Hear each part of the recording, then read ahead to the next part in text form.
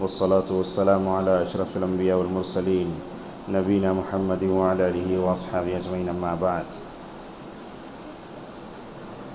معزز حاضرین، آج ہم دوسری تقریرات منانے جا رہے ہیں۔ اس سے پہلے ہمیں ایک کام یہ کرنا ہے کہ اپنے گھر میں یا اپنے رشتہ داروں میں یا اپنے دوست و احباب سے اگر کسی سے ہمارا تعلق اچھا نہیں ہے تو معافی مانگ لینا چاہیے۔ تو یہی آج کا درس حدیث کا عنوان ہے، عفو درگزر، معاف کرنے سے ہوتا کیا ہے۔ قرآن کریم میں کئی مقامات پر اللہ تبارک و تعالیٰ نے مومنین کی تعریف فرمائی۔ متقی لوگ کون ہوتے ہیں؟ کہا والکاظمین الغیظ والعافین عن الناس۔ متقی وہ لوگ ہوتے ہیں جو غصے کو پی جاتے ہیں اور لوگوں کو معاف کرتے ہیں۔ اللہ تعالیٰ کی ان کلمات پر غور کیجئے۔ اللہ نے یہ نہیں کہا کہ مسلمانوں کو معاف کرتے ہیں، اللہ نے کہا کہ لوگوں کو معاف کرتے ہیں۔ اسی طریقے سے سورہ اعراف کی آیت نمبر 199 میں بھی کہا خذ العفو وامر بالعرف واعرض عن الجاہلین۔ اے اللہ کی نبی صلی اللہ علیہ وسلم، آپ بھی معاف کیجئے۔ علماء تو کہتے ہیں کہ قرآن کریم میں اخلاق اور کیریکٹر سے متعلق جو آیت ہے اس میں سے ایک آیت یہ بھی ہے۔ مکی صورتیں 80 سے زیادہ ہیں اور مدنی صورتیں 20 سے کچھ زیادہ ہیں، لیکن آپ دیکھیں گے مکی صورتوں میں اللہ تبارک و تعالیٰ نے توحید کے بعد سب سے زیادہ جس چیز پر زور دیا وہ اخلاق ہیں، انہی اخلاق میں سے معافی بھی ہے۔ لہٰذا ترمذی کی حدیث آتی ہے، اللہ کے نبی صلی اللہ علیہ وسلم نے فرمایا کہ جو بندہ معاف کرتا ہے اللہ تبارک و تعالیٰ اسے دنیا اور آخرت میں اونچا اٹھا دیتا ہے۔ آپ جانتے ہیں کہ اگر کسی کو معاف کرو بولے تو انسان کا نفس اتنا جلدی اسے تسلیم نہیں کرتا، اور معاف کرنا بولے تو بھی انسان بہت دیر تک سوچتا، اس لیے کہ انتقام کی جو آگ ہوتی ہے نا، معاف نہ کرنے کی وہ چیز، وہ جذبہ شیطان انسان کے ذہن میں ڈال دیتا ہے۔ اب کوئی آدمی آ کر جو ہے مثال کے طور پر ہمارے سامنے گناہ کیا، وہ ہمیں کہتا ہے کہ معاف کر لو، تو ایسے لگتا ہے کہ اللہ تعالیٰ اس بندے کو معاف کر دے گا مگر بندہ بندے کو معاف نہیں کرے گا۔ سوچتا ہے معاف کرنا نہیں کرنا، معاف کرے تو کیا ہوگا۔ تو اس طریقے سے عفو درگزر بڑی اہم چیز ہے، جیسا کہ اللہ کے نبی صلی اللہ علیہ وسلم بھی تاخراتوں میں دعا پڑھتے تھے، اللہم انک عفو تحب العفو فاعف عنی۔ اے اللہ تو معاف کرنے والا ہے، معافی کو پسند کرتا ہے، مجھ کو معاف کر دے۔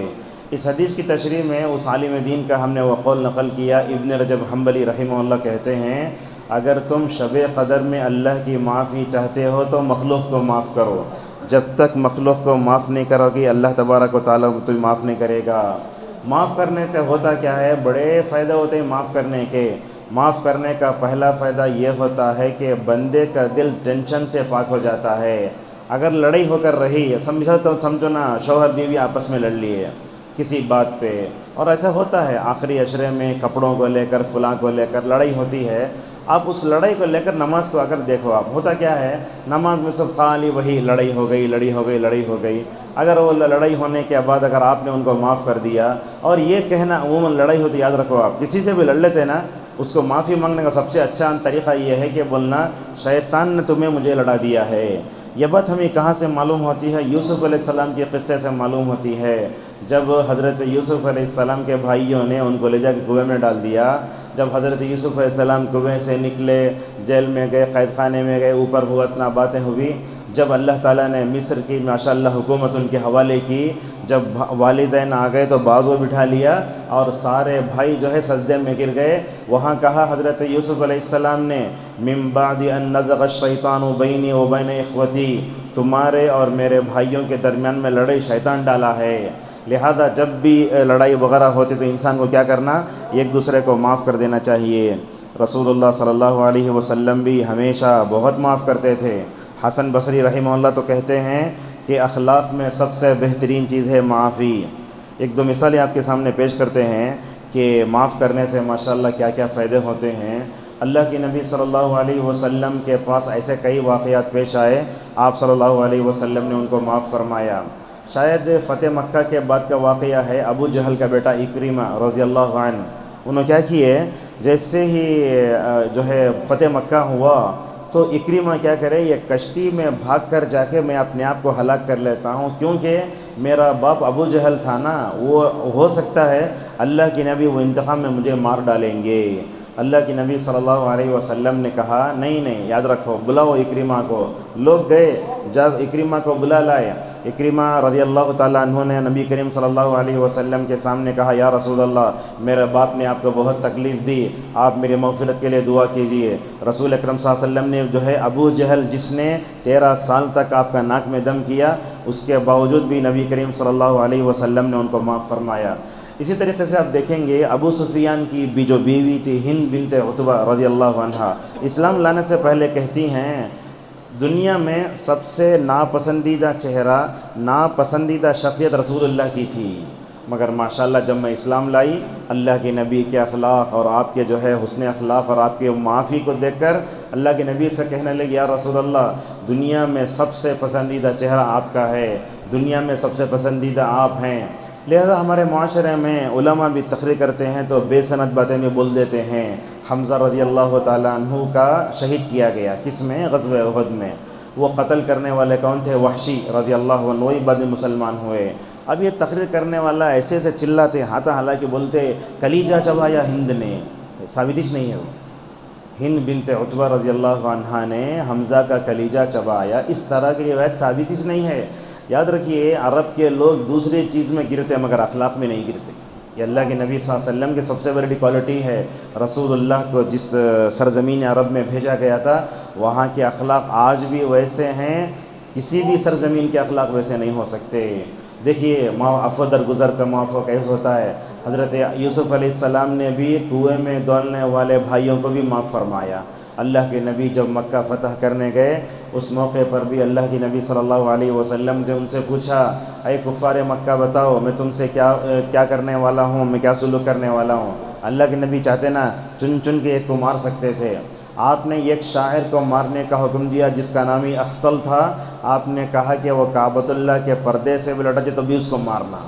اللہ کے نبی صلی اللہ علیہ وسلم جب ان سے پوچھا تو کہنے لگے آپ تو ایسے ہیں، ایسے معزز ہیں، معذب باپ کے بیٹے ہیں، آپ تو ویسے معاف کریں گے جیسے یوسف نے اپنے بھائیوں کو معاف کر دیا تھا۔ اللہ کے نبی صلی اللہ علیہ وسلم کے اخلاق سے اتنا متاثر تھے، آپ نے بھی فتح مکہ کے موقع پر کہا چلو میں تم کو آج مکمل طور معاف کرتا ہوں۔ یہ معافی کی ایک مثال ہے، بڑی بہترین مثال ہے۔ صحیح بخاری میں روایت ہے حضرت ابو ذر اور بلال رضی اللہ تعالی عنہما میں کسی بات میں انبن ہو گئی، بہت بہترین ہے، بخاری کا ایک واقعہ ہے، ذرا سیرت کی دوسری کتاب میں جوڑ دو پورا واقعہ سے ملتا، روایت صحیح ہے۔ تو حضرت بلال رضی اللہ عنہ کالے تھے، آئے تھے نیگروز بولتے نا ویسے تھے، انہوں کالے تھے مگر دل جو ہے ایمان کے نور سے منور تھا۔ تو ایک دن ابو ذر رضی اللہ تعالیٰ عنہ نے کہا کہ اے کالی لونڈی کے بیٹے، کسے بولے؟ بلال رضی اللہ عنہ کو بولے۔ بولنے والے ابو ذر، جس کو بولا گیا وہ بلال رضی اللہ عنہ ہیں۔ بلال رضی اللہ عنہ کا دل خراب ہوا، کیا مجھے اسلام لانے کے بعد تانا دیتے لوگ ہی ہے، لوگ میرے دل کو نہیں دیکھتے میرے چہرے کو دیکھتے ہیں۔ جا کے دل خراب ہوا، نبی کریم صلی اللہ علیہ وسلم شکایت فرمائی، کہا یا رسول اللہ ابو ذر کہتے ہیں کہ میری ماں کالی ہے اور میں کالی لونڈی کا بیٹا ہوں۔ تو اللہ کی نبی صلی اللہ علیہ وسلم اپنے زمانے میں صحابہ پر ظلم ہوتا، صحابہ کی طرف سے ڈیفنس کرتے۔ آپ نے ابو ذر کو بلایا، کہا ایک جملہ کہا یا ابا ذر انک امرؤ فیک جاہلیہ، اے ابو ذر تم اسلام تو لا چکے مگر اسلام لانے کے بعد بھی ابھی تمہارے اندر جاہلیت کی بدبو سمجھ میں آتی ہے۔ یہ جملے کا بڑا اثر ہوا۔ صحابہ کرام کیسے تھے، گناہ ہوا تو فوراً اس کا اثر ہونا، ہماری طرح نہیں، ایک تاخرات گئی دوسرا تاخر میں سے چل جاتی، تیسری چل جاتی، عید منا دلے، وہ شعور ہی نہیں رہتا۔ ابو ذر رضی اللہ عنہ کو اندر سے وہ کڑ رہا تھا، کیا میں اسلام لانے والے بلال کو تکلیف دیا نا اپنے وجود سے۔ اللہ کے نبی فرماتے ہیں اپنے زبان اور اپنے ہاتھ سے جو آدمی مومن کو تکلیف نہیں دیتا انہیں سے اچھا مسلمان ہے۔ ابو ذر رضی اللہ عنہ بلال کے پاس گئے، جا کر بولے بلال میں نے تم کو تکلیف دی ہے، میں نے تم کو کہا کالے لونڈی کا بیٹا ہے، ایسا کرو میں یہاں تک بخاری میں ہے، دوسری روایتوں میں ہے، میں کیا کرتا ہوں اپنا یہ ہے نا یہ رخسار میں زمین پہ رکھتا ہوں، اور تم جو ہے میرے سے انتقام لینا چاہتے ہو تو میرا پیر اپنے رخسار پہ رکھو۔ کس نے کہا؟ ابو ذر نے کہا۔ کس سے کہا؟ بلال سے کہا۔ اگر ہمیں چاہتے تو فوراً بول دیتے تھے، دو بچے لڑ لیتے، تم مار دل بھائی سے، مارو زور سے مار، ماں کان میں بولتی ذرا زور سے مار دلو، آج کل معاف کرنے عادت بھی نہیں ہے۔ تو بلال رضی اللہ عنہ کیا تربیت کی ہے، بلال رضی اللہ تعالیٰ عنہ نے کہا ابو ذر سے اے ابو ذر جس رخسار کو اور سر کو تم اللہ کے سامنے جھکاتے اس پر میں پیر نہیں رکھ سکتا، یہ ہے واقعہ۔ تو یہ معافی بہت اہم ہے۔ اگر ہم یہ چاہتے ہیں کہ شوگر، بی پی، پریشانی، ٹینشن، ڈپریشن، ان تمام سے اگر چھٹکارا پانا چاہتے ہیں تو معاف کرنا۔ ایک آتی ہے روایت مسعود احمد کی، اللہ کے نبی صلی اللہ علیہ وسلم سے ایک صحابی آ کر پوچھتے ہیں، یا رسول اللہ میں اپنے خادم کو ایک دن میں کتنے مرتبہ معاف کرنا؟ آپ بولتے 70 مرتبہ۔ ہمارے پاس ایک آدمی ایک مرتبہ غلطی کرے تو بس دیکھ علماء کے بارے میں کیسا موقف ہے عوام کا، اگر کون تو بھی عالم خطبے میں ضعیف حدیث بولے یہ بتانے کے لیے ضعیف ہے، کیا کرتے ہیں لوگ مل کے، اور ایک بار بلانے کو بھی ان کو ضعیف حدیث بولتے ہیں۔ اچھا ضعیف حدیث بولے کیوں؟ یہ ضعیف حدیث بتانے کے لیے نہ بولے۔ لہٰذا ہر ایک کے ساتھ آپ معاملہ اچھا کرنا، خادم ہوں، بچے ہوں، بیوی ہوں، اپنے سے چھوٹے ہوں، ہر ایک کے ساتھ عفو درگزر کا معاملہ کرنے سے ہی ماشاءاللہ یہ دنیا چلتی ہے۔ اگر آپ ایک دوسرے کو معاف نہیں کیے، میں سمجھتا ہوں اللہ تبارک و تعالیٰ کی معافی ہمیں شب قدر میں نہیں ملے گی۔ لہذا جن سے بھی لڑ لیے، چھوٹے بچے، سب سے چھوٹے سے بھی، بچوں سے بھی معافی مانگے، کیا ہوگا معافی مانگنے سے؟ انسان کیا سوچتا، معافی مانگنے سے میں انسان جو ہے دنیا والوں کی نظر میں گر جاتا، مگر معافی مانگنے سے بندہ دنیا والوں کی نظر میں گرا تو گرا، مگر اللہ کی نظر میں اس کی عزت بڑھ جاتی ہے۔ اللہ تبارک و تعالی ہم سب کو تاخراتوں میں جن سے ہمارے جو ہے تعلقات کٹے ہوئے ہیں، یا انبن ہے یا تلخی ہے، اللہ تعالیٰ ان سب سے ہمیں معافی مانگنے کی اللہ ہم سب کو توفیق عطا فرمائے۔ اللہ تعالیٰ ہم ایک دوسرے کو بھی معاف کرنے کا جذبہ اپنے اندر پیدا کرنے توفیق عطا فرمائے۔ وآخر دعوانا الحمد للہ رب العالمین۔